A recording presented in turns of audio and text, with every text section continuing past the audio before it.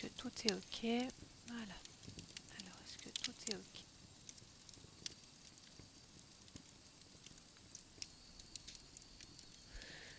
Impec.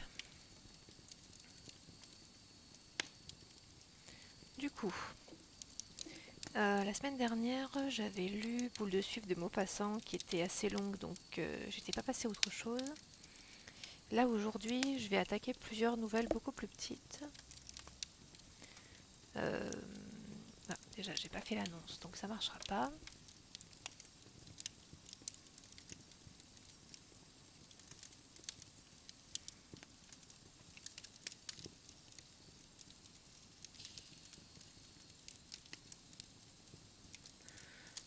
Euh,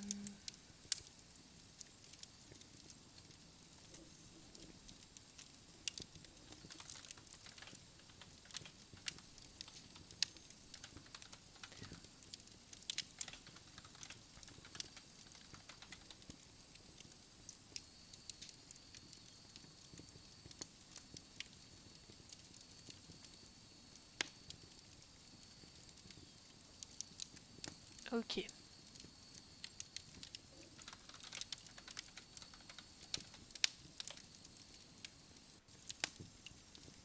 Donc, un dernier petit réglage, et c'est parti. La parure.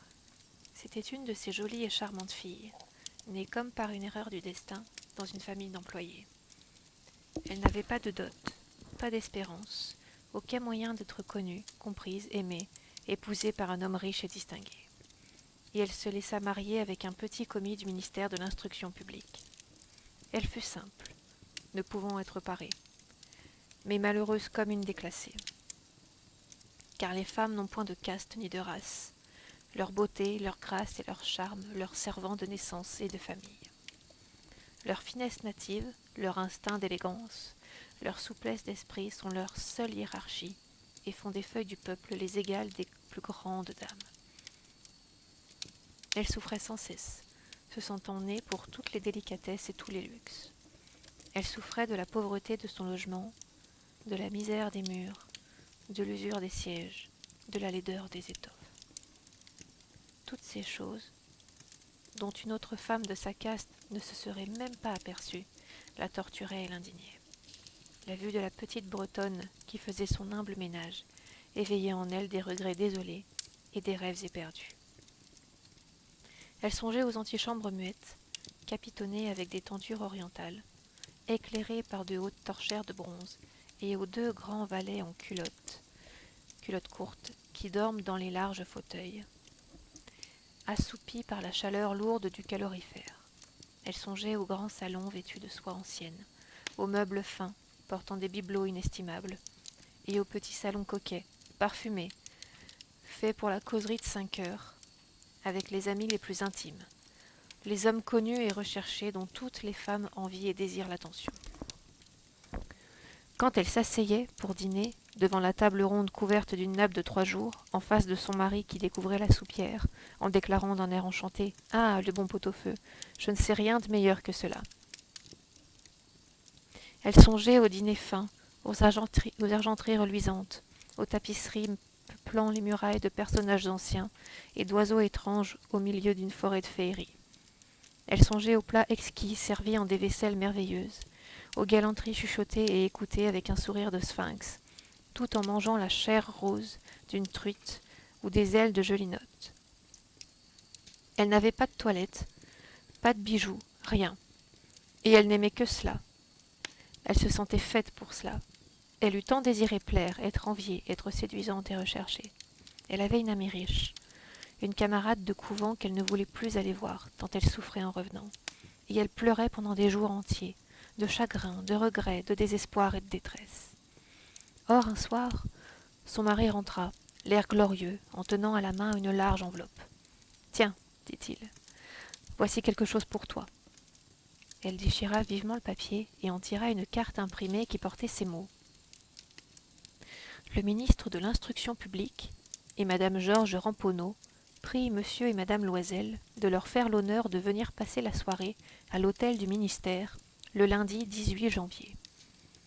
Au lieu d'être ravie, comme l'espérait son mari, elle jeta avec dépit l'invitation sur la table, murmurant « Que veux-tu que je fasse de cela ?»« Mais ma chérie, je pensais que tu serais contente. Tu ne sors jamais, et c'est une occasion, cela, une belle. » J'ai eu une peine infinie à l'obtenir. Tout le monde en veut, c'est très recherché, et on n'en donne pas beaucoup aux employés. Tu verras là tout le monde officiel.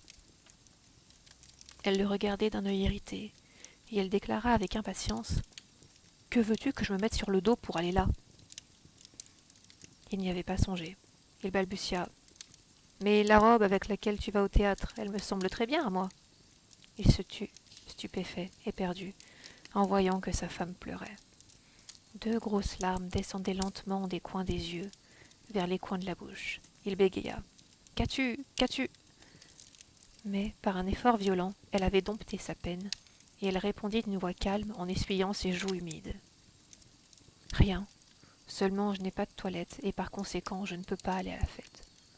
Donne ta carte à quelques collègues dont la femme sera mieux nippée que moi. » Il était désolé, il reprit. « Voyons, Mathilde, combien cela coûterait-il une toilette convenable, qui pourrait te servir encore en d'autres occasions, quelque chose de très simple ?» Elle réfléchit quelques secondes, établissant ses comptes, et songeant aussi à la somme qu'elle pouvait demander sans s'attirer un refus immédiat, et une exclamation effarée du commis économe. Enfin, elle répondit en hésitant. « Je ne sais pas au juste, mais il me semble qu'avec 400 francs, je pourrais y arriver. » Il avait un peu pâli, car elle réservait juste cette somme pour acheter un fusil et s'offrir des parties de chasse l'été suivant, dans la plaine de Nanterre, avec quelques amis qui allaient tirer des alouettes par là le dimanche. Il dit cependant « Soit, je te donne 400 francs, mais tâche d'avoir une belle robe. » Le jour de la fête s'approchait. Et Madame Loisel semblait triste, inquiète, anxieuse. Sa toilette était prête cependant. Son mari lui dit un soir « Qu'as-tu ? Voyons, tu es toute drôle depuis 3 jours. » Et elle répondit « Cela m'ennuie de n'avoir pas un bijou, pas une pierre, rien à mettre sur moi. J'aurais l'air misère comme tout. J'aimerais presque mieux ne pas aller à cette soirée. » Il reprit « Tu mettras des fleurs naturelles, c'est très chic en cette saison-ci. Pour 10 francs, tu auras 2 ou 3 roses magnifiques. » Elle n'était point convaincue.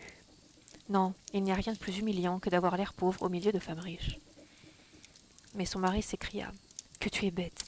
Va trouver ton amie Madame Forestier et demande-lui de te prêter des bijoux. Tu es bien assez lié avec elle pour faire cela. » Elle poussa un cri de joie. « C'est vrai, je n'y avais point pensé. » Le lendemain, elle se rendit chez son amie et lui conta sa détresse. Madame Forestier alla vers son armoire à glace, prit un large coffret, l'apporta, l'ouvrit et dit à Madame Loisel « Choisis, ma chère. » Elle vit d'abord des bracelets, puis un collier de perles, puis une croix vénitienne, or et pierreries, d'un travail admirable. Elle essayait les parures devant la glace, hésitait, ne pouvait se décider à les quitter, à les rendre. Elle demandait toujours « Tu n'as plus rien d'autre ? Mais si, cherche. Je ne sais pas ce qui peut te plaire. » Tout à coup, elle découvrit, dans une boîte de satin noir, une superbe rivière de diamants, et son cœur se mit à battre d'un désir immodéré. Ses mains tremblaient en la prenant. Elle l'attacha autour de sa gorge, sur sa robe montante, et demeura en extase devant elle-même. Puis, elle demanda, hésitante, pleine d'angoisse. « Peux-tu me prêter cela, rien que cela ?»« Mais oui, certainement. » Elle sauta au cou de son ami, l'embrassa avec emportement, puis s'enfuit avec son trésor. Le jour de la fête arriva. Madame Loisel eut un succès. Elle était plus jolie que toutes, élégante, gracieuse, souriante et folle de joie. Tous les hommes la regardaient, demandaient son nom, cherchaient à être présents, à être présentés. Tous les attachés du cabinet voulaient valser avec elle. Le ministre le remarqua.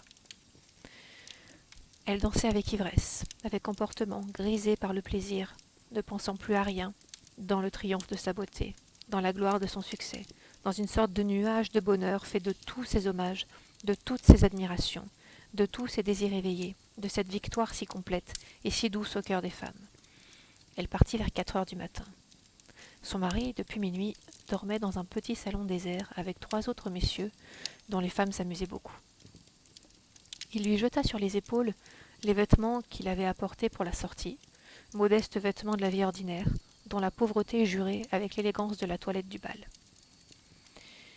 Elle le sentit et voulut s'enfuir, pour ne pas être remarquée par les autres femmes qui s'enveloppaient de riches fourrures. Loisel la retenait. « Attends donc, tu vas attraper froid dehors. Je vais appeler un fiacre. » Mais elle ne l'écoutait point et descendait rapidement l'escalier. Lorsqu'ils furent dans la rue, ils ne trouvèrent pas de voiture, et ils se mirent à chercher, criant après les cochers qu'ils voyaient passer de loin. Ils descendaient vers la Seine, désespérés, grelottants. Enfin, ils trouvèrent sur le quai un de ces vieux coupés noctambules qu'on ne voit dans Paris que la nuit venue, comme s'ils eussent été honteux de leur misère pendant le jour. Il les ramena jusqu'à leur porte, rue des Martyrs, et ils remontèrent tristement chez eux. C'était fini pour elle. Et il songeait, lui, qu'il lui faudrait être au ministère à 10 heures.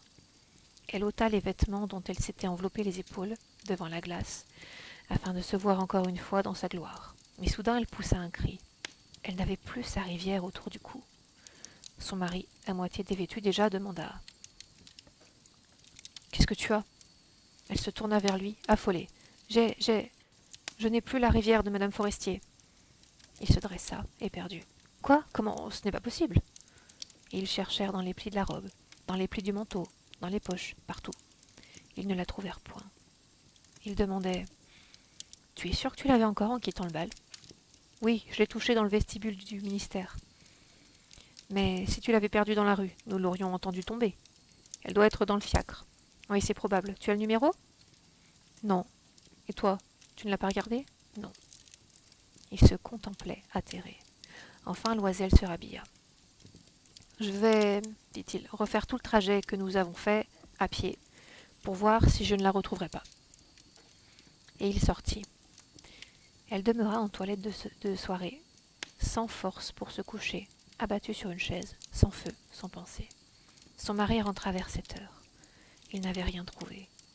Il se rendit à la préfecture de police, aux journaux, pour faire promettre une récompense, aux compagnies de petites voitures, partout. Enfin, où un soupçon d'espoir le poussait. Elle attendit tout le jour, dans le même état d'effarement devant cet affreux désastre. Loisel revint le soir, avec la figure creusée, pâlie. Il n'avait rien découvert. « Il faut, dit-il, écrire à ton ami que tu as brisé la fermeture de sa rivière et que tu l'as fait réparer. Cela nous donnera le temps de nous retourner. » Elle écrivit sous sa dictée. Au bout d'une semaine, ils avaient perdu toute espérance. Et Loisel, vieilli de 5 ans, déclara « Il faut aviser à remplacer ce bijou. » Ils prirent le lendemain la boîte qu'il avait renfermée et se rendirent chez le joaillier, dont le nom se trouvait dedans. Il consulta ses livres. « Ce n'est pas moi, madame, qui ai vendu cette rivière. J'ai dû seulement fournir l'écrin. » Alors ils allèrent de bijoutier en bijoutier, cherchant une parure pareille à l'autre, consultant leurs souvenirs, malades tous deux de chagrin et d'angoisse.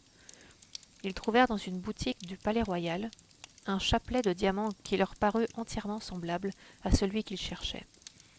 Il valait 40 000 francs. On le leur laisserait à 36 000. Ils prièrent donc le joaillier de ne pas la vendre avant 3 jours. Et ils firent condition qu'on le reprendrait pour 34 000 francs, si le premier était retrouvé avant la fin de février. Loisel possédait 18 000 francs que lui avait laissé son père. Il emprunterait le reste. Il emprunta, demandant 1 000 francs à l'un, 500 à l'autre, 5 louis par-ci, 3 louis par-là. Il fit des billets, prit des engagements ruineux, eut affaire aux usuriers, à toutes les races de prêteurs. Il compromit toute la fin de son existence, risqua sa signature, sans savoir même s'il pourrait y faire honneur, et, épouvanté par les angoisses de l'avenir, par la noire misère qui allait s'abattre sur lui, par la perspective de toutes les privations physiques et de toutes les tortures morales, il alla chercher la rivière nouvelle, en déposant sur le comptoir du marchand 36 000 francs. Quand madame Loisel reporta la parure à madame Forestier, celle-ci lui dit d'un air froissé « Tu aurais dû me la rendre plus tôt, car je pouvais en avoir besoin. » Elle n'ouvrit pas l'écrin, ce que redoutait son ami. Si elle s'était aperçue de la substitution, qu'aurait-elle pensé? Qu'aurait-elle dit? Ne l'aurait-elle pas prise pour une voleuse? Madame Loisel connut la vie horrible des nécessiteux. Elle prit son parti, d'ailleurs, tout d'un coup, héroïquement. Il fallait payer cette dette effroyable. Elle paierait. On renvoya la bonne. On changea de logement. On loua sous les toits une mansarde. Elle connut les gros travaux du ménage, les odieuses besognes de la cuisine. Elle lava la vaisselle, usant ses ongles roses sur les poteries grasses et le fond des casseroles. Elle savonna le linge sale, les chemises et les torchons, qu'elle faisait sécher sur une corde. Elle descendit à la rue, chaque matin, les ordures, et monta l'eau, s'arrêtant à chaque étage pour souffler. Et vêtue comme une femme du peuple, elle alla chez le fruitier, chez l'épicier, chez le boucher, le panier au bras, marchandant, injurié, défendant sou à sou son misérable argent. Il fallait chaque mois payer des billets, en renouveler d'autres, obtenir du temps. Le mari travaillait, le soir, à mettre honnête les comptes d'un commerçant, et la nuit, souvent, il faisait de la copie à 5 sous la page. Et cette vie dura 10 ans. Au bout de 10 ans, ils avaient tout restitué, tout, avec le taux de l'usure et l'accumulation des intérêts superposés. Madame Loisel semblait vieille, maintenant. Elle était devenue la femme forte et dure et rude des ménages pauvres. Mal peignée, avec les jupes de travers et les mains rouges, elle parlait haut, lavait à grande eau les planchers. Mais parfois, lorsque son mari était au bureau, elle s'asseyait auprès de la fenêtre et elle songeait à cette soirée d'autrefois, à ce bal, où elle avait été si belle et si fêtée. Que serait-il arrivé si elle n'avait point perdu cette parure? Qui sait? Qui sait? Comme la vie est singulière, changeante. Comme il faut peu de choses pour vous perdre ou vous sauver. Or, un dimanche, comme elle était allée faire un tour aux Champs-Élysées pour se délasser des besognes de la semaine, elle aperçut tout à coup une femme qui promenait un enfant. C'était Madame Forestier, toujours jeune, toujours belle, toujours séduisante. Madame Loisel se sentit émue. Allait-elle lui parler? Oui, certes. Et maintenant qu'elle avait payé, elle lui dirait tout. Pourquoi pas? Elle s'approcha. Bonjour, Jeanne. L'autre ne la reconnaissa point, s'étonnant d'être appelée aussi familièrement par cette bourgeoise. Elle balbutia. Mais madame, je ne sais, vous devez vous tromper. Non, je suis Mathilde Loisel. Son amie poussa un cri. Oh, ma pauvre Mathilde, comme tu es changée. Oui, j'ai eu des jours bien durs, depuis que je ne t'ai vue. Et bien des misères, et cela à cause de toi. De moi? Comment ça? Tu te rappelles bien cette rivière de diamants que tu m'as prêtée pour aller à la fête du ministère? Oui, eh bien, je l'ai perdue. Comment? Puisque tu me l'as rapportée. Je t'en ai rapporté une autre toute pareille, et voilà 10 ans que nous la payons. Tu comprends que ça n'a pas été aisé pour nous, qui n'avions rien. Enfin, c'est fini, et je suis rudement contente. Madame Forestier s'était arrêtée. Tu dis que tu as acheté une rivière de diamants pour remplacer la mienne? Oui, tu ne t'en étais pas aperçue, hein? Elles étaient bien pareilles. Et elle souriait d'une joie orgueilleuse et naïve. Madame Forestier, fort émue, lui prit les 2 mains. Oh, ma pauvre Mathilde, mais la mienne était fausse.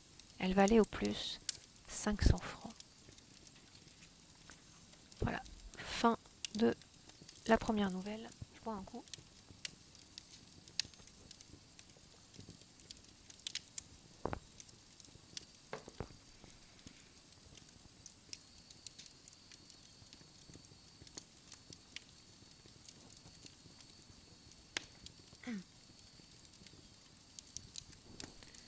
Et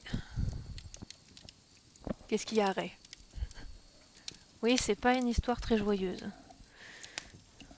En même temps, Maupassant et les femmes, c'est une grande histoire. Hein. Oui, tout ça pour ça. Celle-là, je la connaissais. Maintenant, j'attaque d'autres que je connais pas, que j'ai jamais lues. Alors, la suivante, ça s'appelle Le lit 29.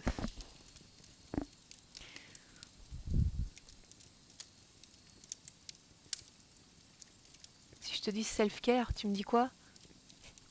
J'en ai aucune idée. Je sais pas ce que je pourrais répondre à ça. Le lit 29. Quand le capitaine Épivant passait dans la rue, toutes les femmes se retournaient. Il présentait vraiment le type du bel officier de hussards. Aussi paradait-il toujours et se pavanait-il sans cesse, fier et préoccupé de sa cuisse, de sa taille et de sa moustache. Il les avait superbes d'ailleurs, la moustache, la taille et la cuisse. La première était blonde, très forte, tombant martialement sur la lèvre en un beau bourrelet couleur de blé mûr, mais fin, soigneusement roulé, et qui descendait ensuite des deux côtés de la bouche en deux puissants jets de poils, tout à fait crâne. La taille était mince, comme s'il eût porté un corset, tandis qu'une vigoureuse poitrine de mâle, bombée et cambrée, s'élargissait au-dessus. Sa cuisse était admirable, une cuisse de gymnaste, de danseur, dont la chair musclée dessinait tous ses mouvements sous le drap collant du pantalon rouge. Il marchait en tendant le jarret et en écartant les pieds et les bras, de ce pas un peu balancé des cavaliers, qui sied bien pour faire valoir les jambes et le torse, qui semblent vainqueurs sous l'uniforme, mais communs sous la redingote. Comme beaucoup d'officiers, le capitaine Épivant portait mal le costume civil. Il n'avait plus l'air, une fois vêtu de drap gris ou noir, que d'un commis de magasin. Mais en tenue, il triomphait. Il avait d'ailleurs une jolie tête, le nez mince et courbé, l'œil bleu, le front étroit. Il était chauve, par exemple, sans qu'il eût jamais compris pourquoi ses cheveux étaient tombés. Il se consolait en constatant qu'avec de grandes moustaches, un crâne un peu nu ne va pas mal. Il méprisait tout le monde en général, avec beaucoup de degrés dans son mépris. D'abord pour lui, les bourgeois n'existaient point. Il les regardait, ainsi qu'on regarde les animaux, sans leur accorder plus d'attention qu'on en accorde aux moineaux ou aux poules. Seuls, les officiers comptaient dans le monde, mais il n'avait pas la même estime pour tous les officiers. Il ne respectait en somme que les beaux hommes, la vraie, l'unique qualité du militaire devant être la prestance. Un soldat, c'était un gaillard, que diable. Un grand gaillard créé pour faire la guerre et l'amour, un homme à poigne, à crin et à rein, rien de plus. Il classait les généraux de l'armée française en raison de leur taille, de leur tenue et de l'aspect rébarbatif de leur visage. Bourbaki lui apparaissait comme le plus grand homme de guerre des temps modernes. Il riait beaucoup des officiers de la ligne, qui sont courts et gros et soufflent en marchant, mais il avait surtout une invincible mésestime qui frisait la répugnance pour les pauvres gringalets sortis de l'école polytechnique, ces maigres petits hommes d'à lunettes, gauches et maladroits, qui semblent autant faits pour l'uniforme qu'un lapin pour dire la messe, affirmait-il. Il s'indignait qu'on tolérât dans l'armée ces avortons aux jambes grêles, qui marchent comme des crabes, qui ne boivent pas, qui mangent peu, et qui semblent mieux aimer les équations que les belles filles. Le capitaine Épivant avait du succès constant, des triomphes auprès du beau sexe. Toutes les fois qu'il soupait en compagnie d'une femme, il se considérait comme certain de finir la nuit en tête-à-tête, sur le même sommier. Et si des obstacles insurmontables empêchaient sa victoire le soir même, il était sûr au moins de la suite à demain. Les camarades n'aimaient pas lui faire rencontrer leur maîtresse, et les commerçants en boutique, qui avaient de jolies femmes au comptoir de leur magasin, le connaissaient, le craignaient et le haïssaient éperdument. Quand il passait, la marchande échangeait, malgré elle, avec lui, un regard à travers les vitres de la devanture, un de ces regards qui valent plus que les paroles tendres, qui contiennent un appel et une réponse, un désir et un aveu. Et le mari, qu'une sorte d'instinct avertissait, se retournant brusquement, jetait un coup d'œil furieux sur la silhouette fière et cambrée de l'officier. Et quand le capitaine était passé, souriant et content de son effet, le commerçant, bousculant d'une main nerveuse les objets étalés devant lui, déclarait « En voilà un grand dindon. Quand est-ce qu'on finira de nourrir tous ces propres ariens qui traînent leur ferblanterie dans les rues? Quant à moi, j'aime mieux un boucher qu'un soldat. S'il a du sang sur son tablier, c'est du sang de bête au moins. Et il est utile à quelque chose, celui-là. Et le couteau qu'il porte n'est pas destiné à tuer des hommes. Je ne comprends pas qu'on tolère sur les promenades que ces meurtriers publics promènent leurs instruments de mort. Il en faut, je le sais bien, mais qu'on les cache au moins, et qu'on ne les habille pas en mascarade avec des culottes rouges et des vestes bleues. On n'habille pas le bourreau en général, n'est-ce pas ? La femme, sans répondre, haussait imperceptiblement les épaules, tandis que le mari, devinant le geste sans le voir, s'écriait « Faut-il être bête pour aller voir parader ces cocos-là » La réputation de conquérant du capitaine Épivant était d'ailleurs établie dans toute l'armée française.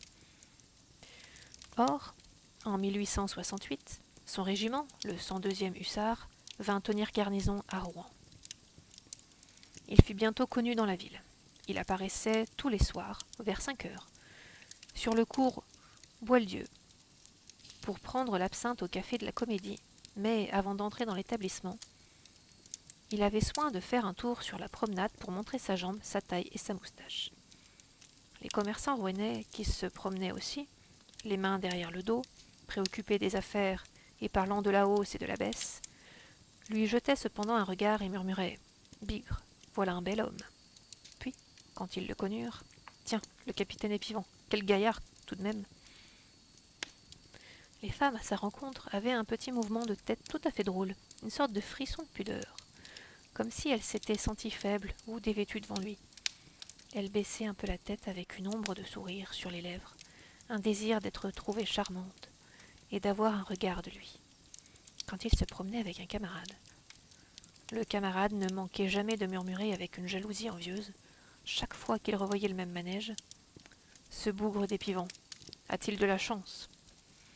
Parmi les filles entretenues de la ville, c'était une lutte, une course à qui l'enlèverait. Elles venaient toutes, à 5 heures, l'heure des officiers, sur le cours Boieldieu, et elles traînaient leurs jupes, 2 par 2, d'un bout à l'autre du cours, tandis que 2 par 2, lieutenants, capitaines et commandants traînaient leurs sabres sur le trottoir, avant d'entrer au café. Or, un soir, la belle Irma, la maîtresse, disait-on, de M. Templier Papon, le riche manufacturier, fit arrêter sa voiture en face de la Comédie, et, descendant, eut l'air d'aller acheter du papier ou commander des cartes de visite chez M. Pollard, le graveur, cela pour passer devant les tables d'officiers et jeter au capitaine Épivant un regard qui voulait dire « quand vous voudrez », si clairement que le colonel Prune, qui buvait la verte liqueur avec son lieutenant-colonel, ne put s'empêcher de grogner. « Cré cochon, a-t-il de la chance, ce bougre-là » Le mot du colonel fut répété, et le capitaine Épivant, ému de cette approbation supérieure, passa le lendemain en grande tenue, et plusieurs fois de suite, sous les fenêtres de la belle. Elle le vit, se montra, sourit. Le soir même, il était son amant. Ils s'affichèrent, se donnèrent en spectacle, se compromirent mutuellement, fiers tous deux d'une pareille aventure. Il n'était bruit dans la ville que des amours de la belle Irma avec l'officier. Seul M. Templier Papon les ignorait. Le capitaine rayonnait de gloire, et à tout instant, il répétait « Irma vient de me dire, Irma me disait cette nuit, hier en dînant avec Irma, pendant plus d'1 an, il promena, étala, déploya dans Rouen cet amour, comme un drapeau pris à l'ennemi. Il se sentait grandi par cette conquête, envié, plus sûr de l'avenir, plus sûr de la croix tant désirée, car tout le monde avait les yeux sur lui, et il suffit de se trouver bien en vue pour n'être pas oublié. Mais voilà que la guerre éclata, et que le régiment du capitaine fut envoyé à la frontière, un des premiers. Les adieux furent lamentables, ils durèrent toute une nuit. Sabres, culottes rouges, képis, dolmans chavirés du dos d'une chaise par terre, les robes, les jupes, les bas de soie répandus, tombés aussi, mêlés à l'uniforme, en détresse sur le tapis, la chambre bouleversée comme après une bataille. Irma, folle, les cheveux dénoués, jetait ses bras désespérément autour du cou de l'officier, l'étreignant, puis, le lâchant, se roulant sur le sol, renversait les meubles, arrachait les franges des fauteuils, mordait les pieds, tandis que le capitaine, fort ému, mais inhabile aux consolations, répétait « Irma, ma petite Irma, pas à dire, il le faut !» Et il essuyait parfois du bout du doigt une larme éclose au coin de l'œil. Ils se séparèrent au jour levant. Elle suivit en voiture son amant jusqu'à la première étape. Et elle l'embrassa presque en face du régiment, à l'instant de la séparation. On trouva même ça très gentil, très digne, très bien. Et les camarades serrèrent la main du capitaine en lui disant « Crévénard, elle avait du cœur tout de même, cette petite. » On voyait vraiment là-dedans quelque chose de patriotique. Le régiment fut fort éprouvé pendant la campagne. Le capitaine se conduisit héroïquement et reçut enfin la croix. Puis, la guerre terminée, il revint à Rouen en garnison. Aussitôt de retour, il demanda des nouvelles d'Irma, mais personne ne put lui en donner de précises. D'après les uns, elle avait fait la noce avec l'état-major prussien. D'après les autres, elle s'était retirée chez ses parents aux environs d'Yvetot. Elle envoya même son ordonnance à la mairie pour consulter le registre des décès. Le nom de sa maîtresse ne s'y trouva pas. Et il eut un grand chagrin dont il faisait parade. Il mettait même au compte de l'ennemi son malheur, attribuait aux Prussiens qui avaient occupé Rouen la disparition de la jeune femme, et déclarait « À la prochaine guerre, ils me le paieront, ces gredins. » Or, un matin, comme il entrait aux messes à l'heure du déjeuner, un commissionnaire, vieil homme en blouse, coiffé d'une casquette cirée, lui remit une enveloppe. Il l'ouvrit et lut. « Mon chéri, je suis à l'hôpital bien malade, bien malade. Ne reviendras-tu pas me voir? Ça me ferait tant plaisir. Irma. » Le capitaine devint pâle, et remué de pitié, il déclara « Nom de nom, la pauvre fille. J'y vais aussitôt le déjeuner. » Et pendant tout le temps, il raconta à la table des officiers qu'Irma était à l'hôpital, mais qu'il l'en ferait sortir, crématin. C'était encore la faute de ces sacrés noms de Prussiens. Elle avait dû se trouver seule, sans le sou, crevant de misère, car on avait certainement pillé son mobilier. Oh, les salopios! Tout le monde était ému en l'écoutant. À peine eut-il glissé sa serviette roulée dans son rond de bois, qu'il se leva, et, ayant cueilli son sabre au porte-manteau, bombant sa poitrine pour se faire mince, il agrafa son saturon, puis partit d'un pas accéléré pour se rendre à l'hôpital civil. Mais l'entrée du bâtiment hospitalier, où il s'attendait à pénétrer immédiatement, lui fut sévèrement refusée, et il dut même aller trouver son colonel, à qui il expliqua son cas, et dont il obtint un mot pour le directeur. Celui-ci, après avoir fait poser quelque temps le beau capitaine dans son antichambre, lui délivra enfin une autorisation, avec un salut froid et désapprobateur. Dès la porte, il se sentit gêné dans cet asile de la misère, de la souffrance et de la mort. Un garçon de service le guida. Il allait sur la pointe des pieds, pour ne pas faire de bruit, dans les longs corridors où flottait une odeur fade de moisie, de maladie et de médicaments. Un murmure de voix, par moments, troublait seul le grand silence de l'hôpital. Parfois, par une porte ouverte, le capitaine apercevait un dortoir, une file de lits dont les draps étaient soulevés par la forme des corps. Des convalescentes, assises sur des chaises au pied de leur couche, cousaient, vêtues d'une robe d'uniforme en toile grise et coiffées d'un bonnet blanc. Son guide, soudain, s'arrêta devant une de ces galeries pleines de malades. Sur la porte, on lisait en grosses lettres « syphilitique ». Le capitaine tressaillit, puis il se sentit rougir. Une infirmière préparait un médicament sur une petite table de bois, à l'entrée. « Je vais vous conduire, dit-elle. C'est au lit 29. » Et elle se mit à marcher devant l'officier. Puis elle indiqua une couchette. « C'est là. » On ne voyait rien qu'un renflement des couvertures. La tête elle-même était cachée sous le drap.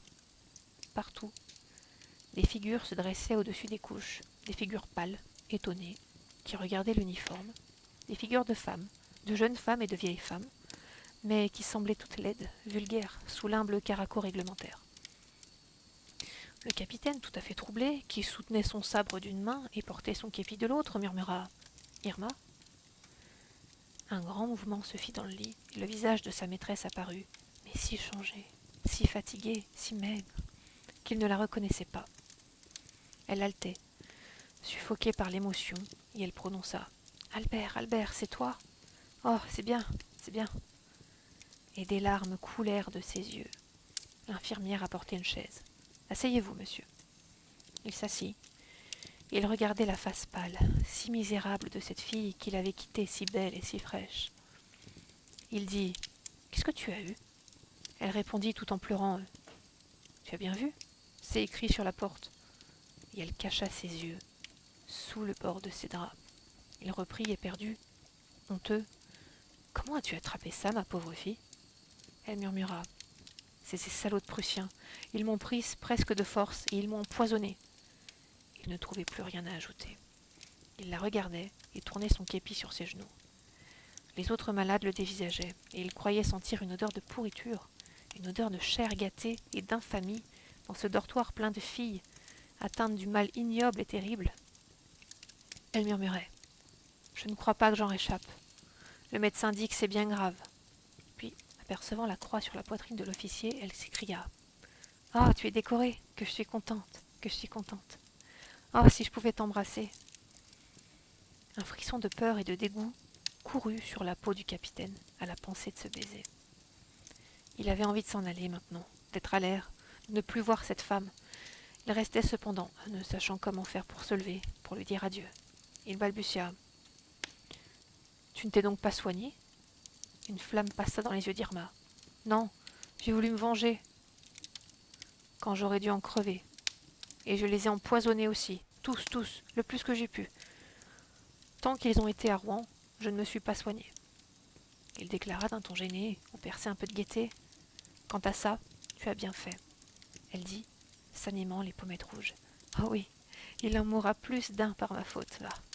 Et je te réponds que je me suis vengée. » Il prononça encore. « Tant mieux. » Puis, se levant, « Allons, je vais te quitter, parce qu'il faut que je sois chez le colonel à 4 heures. » Elle eut une grosse émotion. « Déjà ? Tu me quittes déjà ? Oh, tu viens à peine d'arriver. » Mais il voulait partir à tout prix. Il prononça. « Tu vois bien que je suis venu tout de suite, mais il faut absolument que je sois chez le colonel à 4 heures. » Elle demanda. « C'est toujours le colonel Prune ? » ?»« C'est toujours lui. Il a été blessé 2 fois. » Elle reprit. « Et tes camarades ? Y en a-t-il eu des tués ? » ?»« Oui. Saint-Timon, Savagna, Poli, Sapreval, Robert, de Courson, Passafil, Santal, Caravan et Poivrin sont morts. Sahel a eu le bras emporté et Courvoisin une jambe écrasée. Paquet a perdu l'œil droit. » Elle écoutait, pleine d'intérêt. Puis tout à coup, elle balbutia. « Veux-tu m'embrasser, dis, avant de me quitter ? Madame Langlois n'est plus là. » Et malgré le dégoût qui lui montait aux lèvres, il les posa sur ce front blême, tandis qu'elle, l'entourant de ses bras, jetait des baisers affolés sur le drap bleu de son dolman. Elle reprit. « Tu reviendras, dis, tu reviendras ? Promets-moi que tu reviendras. »« Oui, je te le promets. Quand ça ? Peux-tu jeudi ? » ?»« Oui, jeudi. Jeudi 2 heures. »« Oui, jeudi 2 heures. Tu me le promets ? » ?»« Je te le promets. Adieu, mon chéri. Adieu. » Et il s'en alla, confus, sous les regards du dortoir, pliant sa haute taille pour se faire petit, et quand il fut dans la rue, il respira. Le soir, ses camarades lui demandèrent « Eh bien, Irma ?» Il répondit d'un ton gêné « Elle a eu une fluxion de poitrine, elle est bien mal. » Mais un petit lieutenant, flairant quelque chose à son air, alla aux informations, et le lendemain, quand le capitaine entra aux messes, il fut accueilli par une décharge de rires et de plaisanteries. On se vengeait, enfin. On apprit en outre qu'Irma avait fait une noce enragée avec l'état-major prussien, qu'elle avait parcouru le pays à cheval avec un colonel de hussards bleus et avec bien d'autres encore, et que, dans Rouen, on ne l'appelait plus que la femme aux Prussiens. Pendant 8 jours, le capitaine fut la victime du régiment. Il recevait par la poste des notes révélatrices, des ordonnances, des indications de médecins spécialistes, même des médicaments dont la nature était inscrite sur le paquet. Et le colonel, mis au courant, déclara d'un ton sévère. « Eh bien, le capitaine avait là une jolie connaissance. Je lui en ferai mes compliments. » Au bout de 12 jours, il fut appelé par une nouvelle lettre d'Irma. Il la déchira avec rage. Il ne répondit pas. 8 jours plus tard, elle lui écrivit de nouveau qu'elle était tout à fait mal et qu'elle voulait lui dire adieu. Il ne répondit pas. Après quelques jours encore, il reçut la visite de l'aumônier de l'hôpital. La fille, Irma Pavolin, à son lit de mort, le suppliait de venir. Il n'osa pas refuser de suivre l'aumônier, mais il entra dans l'hôpital le cœur gonflé de rancune méchante, de vanité blessée, d'orgueil humilié. Il ne la trouva guère changée, et pensa qu'elle s'était moquée de lui. « Qu'est-ce que tu me veux ?» dit-il. « Je voulais te dire adieu, il paraît que je suis tout à fait bas. » Il ne la crut pas. « Écoute, tu me rends la risée du régiment, et je ne veux pas que ça continue. » Elle demanda. « Qu'est-ce que je t'ai fait, moi ?» Et s'irrita de n'avoir rien à répondre. « Ne compte pas que je reviendrai ici pour me faire moquer de moi par tout le monde. » Elle le regarda de ses yeux éteints, où s'allumait une colère, et elle répéta. « Qu'est-ce que je t'ai fait, moi ? Je n'ai pas été gentille avec toi, peut-être ? Est-ce que je t'ai quelquefois demandé quelque chose ? Sans toi, je serais restée avec monsieur Templier Papon, et tu ne me trouverais pas ici aujourd'hui. Non, vois-tu, si quelqu'un a des reproches à me faire, ce n'est pas toi. » Il reprit d'un ton vibrant. « Je ne te fais pas de reproches, mais je ne peux pas continuer à venir te voir, parce que ta conduite avec les Prussiens a été la honte de toute la ville. » Elle s'assit, d'une secousse, dans son lit. « Ma conduite avec les Prussiens ? Mais quand je te dis qu'ils m'ont prise, et quand je te dis que si je ne me suis pas soignée, c'est parce que j'ai voulu les empoisonner, si j'avais voulu me guérir, ça n'était pas difficile, parbleu, mais je voulais les tuer, moi, et j'en ai tué, va. » Il restait debout. « Dans tous les cas, c'est honteux, reprit-il. Elle eut une sorte d'étouffement, puis reprit. « Qu'est-ce qui est honteux ? De m'être fait mourir pour les exterminer, dis ? Tu me parlais pas comme ça quand tu venais chez moi, rue Jeanne d'Arc ? Ah, c'est honteux. Tu n'en aurais pas fait autant, toi, avec ta croix d'honneur.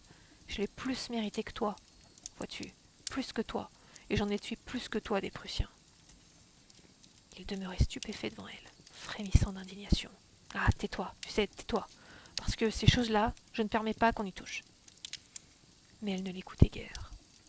« Avec ça que vous leur avez fait du mal, aux Prussiens. Ça serait-il arrivé si vous les aviez empêchés de venir à Rouen, dit ? C'est vous qui deviez les arrêter, entends-tu ? Et je leur ai fait plus de mal que toi, moi.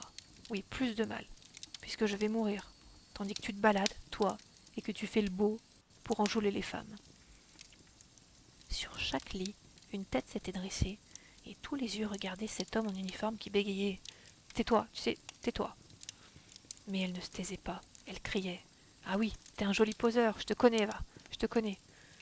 Je te dis que je leur ai fait plus de mal que toi, moi, et que j'en ai tué plus que tout ton régiment réuni. Va donc, Capon. » Il s'en allait, en effet. Il fuyait, allongeant ses grandes jambes, passant entre les deux rangs de lits où s'agitaient les syphilitiques, et il entendait la voix haletante, sifflante, d'Irma qu'il poursuivait. « Plus que toi, oui, j'en ai tué plus que toi, plus que toi. » Il dégringola l'escalier, 4 à 4, et courut s'enfermer chez lui. Le lendemain, il apprit qu'elle était morte. Et ça finit comme ça.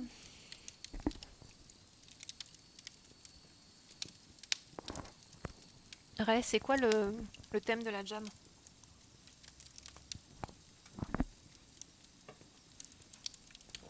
Ouais, bonne ambiance.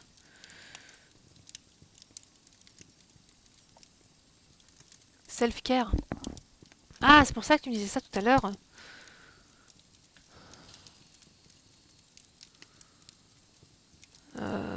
J'en ai aucune idée.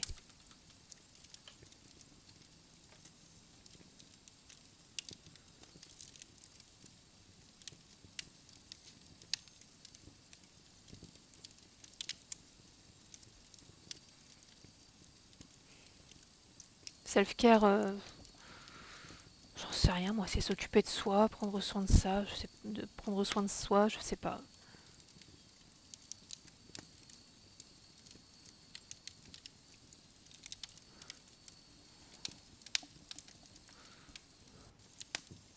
Je vais partir sur un clicker où il faut faire pousser des étoiles dans un ciel nocturne.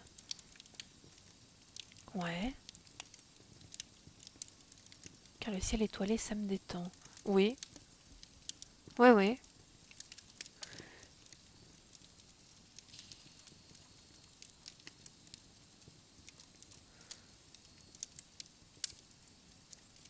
Euh, Quelle heure est-il ? Ça fait 1 heure. Alors, la prochaine... Alors,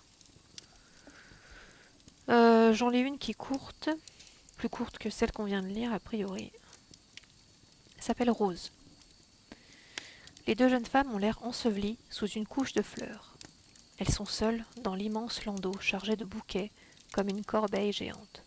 Sur la banquette du devant, 2 bannettes de satin blanc sont pleines de violettes de Nice.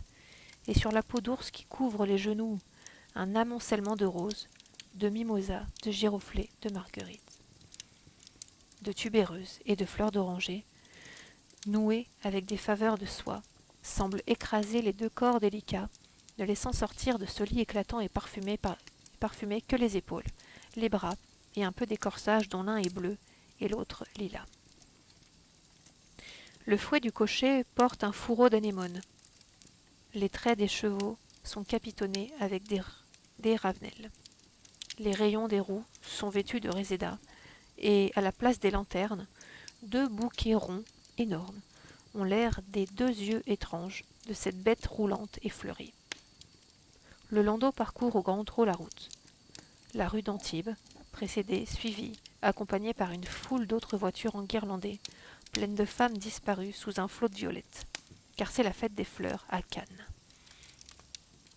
On arrive au boulevard de la Foncière, où la bataille a lieu. Tout le long de l'immense avenue, une double file d'équipages enguirlandés va et revient comme un ruban sans fin. De l'un à l'autre, on se jette des fleurs. Elles passent dans l'air comme des balles, vont frapper les frais visages, voltigent et retombent dans la poussière, où une armée de gamins les ramasse. Une foule compacte, rangée sur les trottoirs, et maintenue par les gendarmes à cheval, qui passent brutalement et repoussent les curieux à pied, comme pour ne point permettre aux vilains de se mêler aux riches, regarde, bruyante et tranquille. Dans les voitures, on s'appelle, on se reconnaît, on se mitraille avec des roses. Un char plein de jolies femmes, vêtues de rouge comme des diables, attire et séduit les yeux. Un monsieur, qui ressemble au portrait d'Henri IV, lance avec une ardeur joyeuse un énorme bouquet retenu par un élastique. Sous la menace du choc, les femmes se cachent les yeux et les hommes baissent la tête, mais le projectile gracieux, rapide et docile, décrit une courbe et revient à son maître, qui le jette aussitôt vers une figure nouvelle. Les 2 jeunes femmes vident à pleine main leur arsenal et reçoivent une grêle de bouquets. Puis, après 1 heure de bataille, un peu lasses enfin, elles ordonnent au cocher de suivre la route du golfe Jouan, qui longe la mer. Le soleil disparaît derrière l'Esterel, dessinant en noir, sur un couchant de feu, la silhouette dentelée de la longue montagne. La mer calme s'étend, bleue et claire, jusqu'à l'horizon où elle se mêle au ciel, et l'escadre, ancrée au milieu du golfe, a l'air d'un troupeau de bêtes monstrueuses, immobiles sur l'eau, animaux apocalyptiques, cuirassés et bossus, coiffés de mâts frêles comme de plumes, et avec des yeux qui s'allument quand vient la nuit. Les 2 jeunes femmes étendues sous la lourde fourrure regardent languissamment. L'une dit enfin « Comme il y a des soirs délicieux où tout semble bon. N'est-ce pas, Margot ?» L'autre reprit « Oui, c'est bon, mais il manque toujours quelque chose. »« Quoi donc ? Moi, je me sens heureuse tout à fait. Je n'ai besoin de rien. »« Si, tu n'y penses pas. Quel que soit le bien-être qui engourdit notre corps, nous désirons toujours quelque chose de plus, pour le cœur. » Et l'autre, souriant « Un peu d'amour ? » Oui. Elles se turent, regardant devant elles. Puis celle qui s'appelait Marguerite murmura « La vie ne me semble pas supportable sans cela. J'ai besoin d'être aimée, ne fût-ce que par un chien. Nous sommes toutes ainsi, d'ailleurs, quoi que tu en dises, Simone. »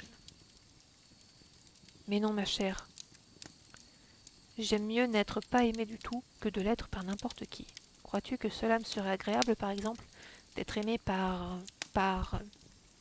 Elle cherchait par qui elle pourrait bien être aimée, parcourant de l'œil le vaste paysage.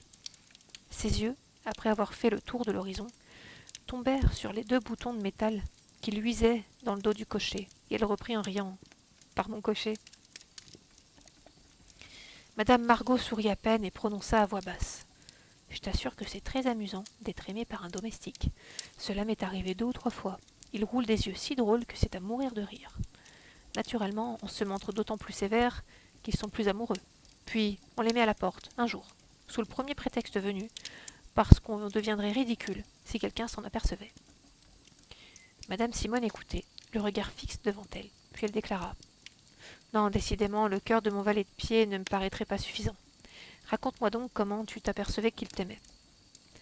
Je m'en apercevais comme avec les autres hommes, lorsqu'ils devenaient stupides. Les autres ne me paraissent pas si bêtes à moi, quand ils m'aiment. Idiot, ma chère, incapable de causer, de répondre, de comprendre quoi que ce soit. Mais toi, qu'est-ce que cela te faisait d'être aimé par un domestique? Tu étais quoi? Ému? Flatté? Ému? Non. Flatté? Oui, un peu. On est toujours flatté de l'amour d'un homme, quel qu'il soit. Oh, voyons, Margot. Si, ma chère. Tiens, je vais te dire une singulière aventure qui m'est arrivée. Tu verras comme c'est curieux et confus ce qui se passe en nous dans ces cas-là. Il y aurait 4 ans à l'automne, je me trouvais sans femme de chambre. J'en avais essayé l'une, après l'autre, 5 ou 6 qui étaient ineptes. Et je désespérais presque d'en trouver une. Quand je lus, dans les petites annonces d'un journal, qu'une jeune fille sachant coudre, broder, coiffer, cherchait une place et qu'elle fournirait les meilleurs renseignements. Elle parlait en outre l'anglais. J'écrivis à l'adresse indiquée, et le lendemain, la personne en question se présenta. Elle était assez grande, mince, un peu pâle, avec l'air très timide. Elle avait de beaux yeux noirs, un teint charmant, elle me plut tout de suite. Je lui demandai ses certificats. Elle m'en donna un en anglais, car elle sortait, disait-elle, de la maison de Lady Rimwell, où elle était restée 10 ans. Le certificat attestait que la jeune fille était partie de son plein gré pour rentrer en France, et qu'on avait eu à lui reprocher pendant son long service qu'un peu de coquetterie française. La tournure pudibonde de la phrase anglaise me fit même un peu sourire, et j'arrêtai sur le champ cette femme de chambre. Elle entra chez moi le jour même. Elle se nommait Rose. Au bout d'un mois, je l'adorais. C'était une trouvaille, une perle, un phénomène. Elle savait coiffer avec un goût infini. Elle chiffonnait les dentelles d'un chapeau mieux que les meilleurs modistes, et elle savait même faire les robes. J'étais stupéfaite de ses facultés. Jamais je ne m'étais trouvée servie comme ça. Elle m'habillait rapidement, avec une légèreté de main étonnante. Jamais je ne sentais ses doigts sur ma peau, et rien ne m'est désagréable comme le contact d'une main de bonne. Je pris bientôt des habitudes de paresse excessive, tant il m'était agréable de me laisser vêtir, des pieds à la tête, et de la chemise aux gants, par cette grande fille timide, toujours un peu rougissante, et qui ne parlait jamais. Au sortir du bain, elle me frictionnait et me massait pendant que je sommeillais un peu sur mon divan. Je la considérais, ma foi, en amie de condition inférieure, plutôt qu'en simple domestique. Or, un matin, mon concierge demanda avec mystère à me parler. Je fus surprise et je le fis entrer. C'était un homme très sûr, un vieux soldat, ancienne ordonnance de mon mari. Il paraissait gêné de ce qu'il avait à dire. Enfin, il prononça en bredouillant: « Madame, il y a en bas le commissaire de police du quartier. » Je demandai brusquement: « Qu'est-ce qu'il veut ?» Il veut faire une perquisition dans l'hôtel. Certes, la police est utile, mais je la déteste. Je trouve que ce n'est pas là un métier noble. Et je répondis, irrité autant que blessé: « Pourquoi cette perquisition? À quel propos? Il n'entrera pas. » Le concierge reprit: « Il prétend qu'il y a un malfaiteur caché. » Cette fois, j'eus peur, et j'ordonnai d'introduire le commissaire de police auprès de moi pour avoir des explications. C'était un homme assez bien élevé, décoré de la Légion d'honneur. Il s'excusa, demanda pardon, puis m'affirma que j'avais, parmi les gens de service, un forçat. Je fus révoltée. Je répondis que je garantissais tout le domestique de l'hôtel, et je l'ai passé en revue.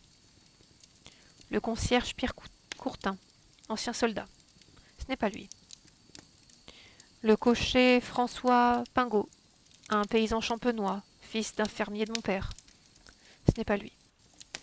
Un valet d'écurie, pris en Champagne également, et toujours fils de paysan que je connais, plus un valet de pied que vous venez de voir.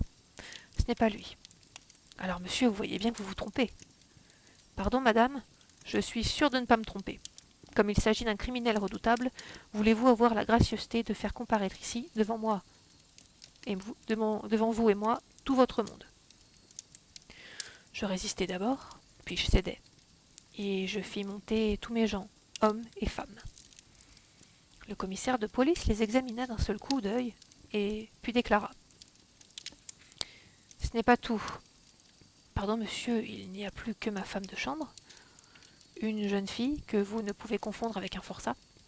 Il demanda: puis-je la voir aussi? Certainement. Je sonnai Rose qui parut aussitôt. À peine fut-elle entrée que le commissaire fit un signe, et deux hommes que je n'avais pas vus, cachés derrière la porte, se jetèrent sur elle, lui saisirent les mains et les lièrent avec des cordes. Je poussai un cri de fureur, et je voulus m'élancer pour la défendre. Le commissaire m'arrêta. Cette fille, madame, est un homme qui s'appelle Jean-Nicolas Le Capet, condamné à mort en 1879 pour assassinat précédé de viol. Sa peine fut commuée en prison perpétuelle. Il s'échappa voici 4 mois. Nous le cherchons depuis lors. J'étais affolée, atterrée, je ne croyais pas. Le commissaire reprit en riant: je ne puis vous donner qu'une preuve, il a le bras droit tatoué. La manche fut relevée. C'était vrai. L'homme de police ajouta avec un certain mauvais goût: fiez-vous-en à nous pour les autres constatations. Et on emmena ma femme de chambre. Eh bien, le croirais-tu?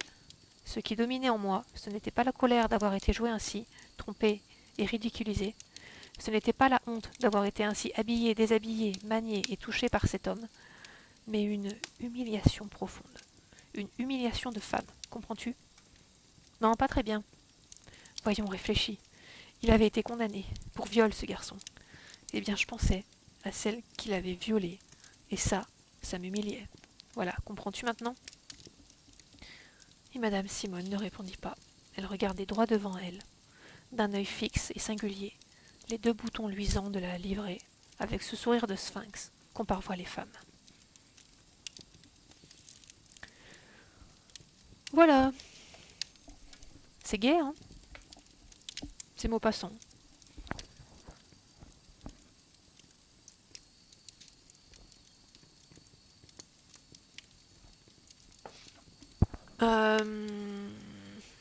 Il m'en reste combien?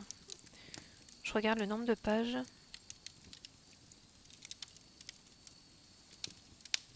Ouais.